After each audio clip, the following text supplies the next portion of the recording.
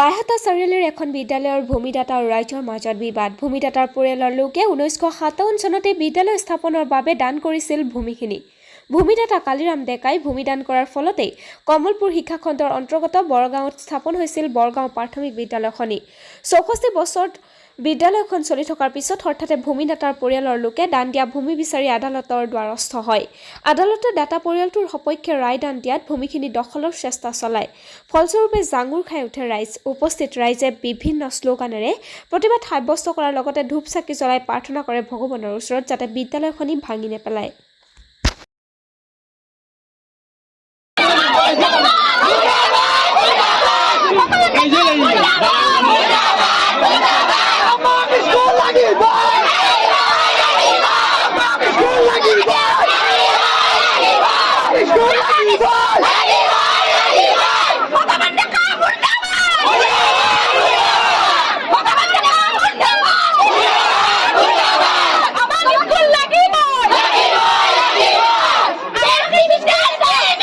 এই বিদ্যালয়খন 1957 চনত স্থাপিত হৈছিল।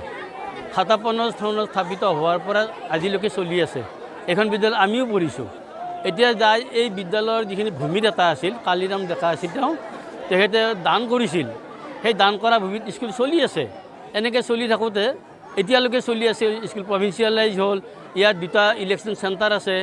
গুণোৎসৱত A+ গ্ৰেড পাইছে এইখন স্কুলে। তেওঁলোকৰ কথাটো হ'ল কি, দেউতাক ঢুকাই গ'ল, ল'ৰাহঁতে কি কৰিছে, ইয়াত হেনো ৰাইজে জোৰ জবৰদস্তিকৈ তেওঁলোকৰ মাটিত স্কুল পাতিছে। গতিকে স্কুলখন ইয়াৰ পৰা উচ্ছেদ কৰি দিব লাগে। গতিকে এইটো তেওঁলোকৰ হ'ল কথা। কিন্তু এই স্কুলখনটো জোৰকৈ পতা নাই। 1957 চনতে পাতিছে, আজি 64 বছৰ হ'ল।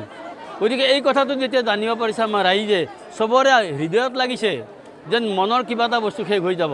সেইকাৰণে গোটেই ল'ৰা ছোৱালী চবেই ওলাই আহিছে যে এই বস্তুটো হ'ব দিব নোৱাৰি।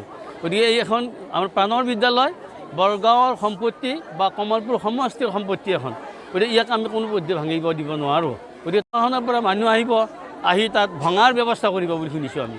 গতিকে সেইটো প্ৰতিবাদতে ইয়াত ৰাইজ গোট খাইছে।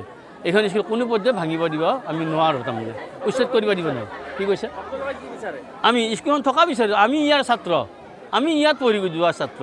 গতিকে এইখন স্কুলক আমি কেনেকৈ ভাঙিব দিব পাৰোঁ? গতিকে এইটো ভাঙিব দিব নোৱাৰোঁ। কোনোবা দুষ্কৃতিকাৰী প্ৰৰোচনাত তেওঁলোকে এই কথাটো পিনে আগবাঢ়িছে। আচলতে বেলেগ একো নহয়। তেওঁলোকে ইয়াত পঢ়ি গৈছে। আজি 50-60 বছৰলৈ কোনো কথা নাই, এতিয়া স্কুলখন ভাঙি দিব লাগে বুলি তেওঁলোকে মতামত দি আছে।